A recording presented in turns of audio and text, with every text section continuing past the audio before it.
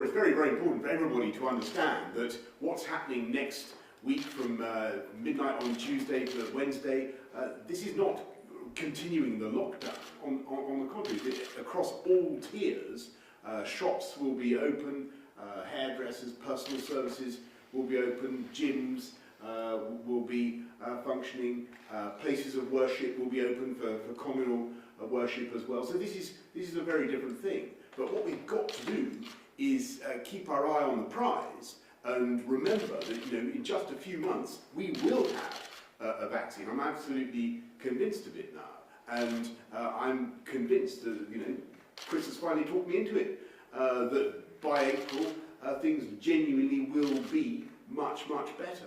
But what we want to avoid is relaxing now too much, taking our foot off the throat of the beast now when we've got it pretty much where in a much, much better place than it was before the autumn measures came in. So there is a substantial relaxation across all tiers, but we're not abandoning the fight yet, of course not, because we still, as I say, have long months ahead. And I think the strategy is balanced and it is right. And the key thing is that for those communities that are in Tier 3 and who feel that they've endured so much for so long, and who see weeks and months ahead of further hardship, and I'm thinking particularly of the hospitality sector, we now have this option, Laura, of mass testing. And I've been going on about this for weeks and weeks, but it is there.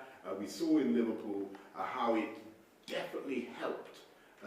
Listen to what Joe Anderson is saying today. It definitely, and I thank the people of Liverpool for what they have done. It helped to bring the R down, to bring the rate of infection down. And that is something that I think people can take great heart and confidence from. And that's something that we will make available throughout the worst affected areas for communities to take up. And that's, again, like the vaccine, that's something that's very different from the world that we were in just a few weeks ago.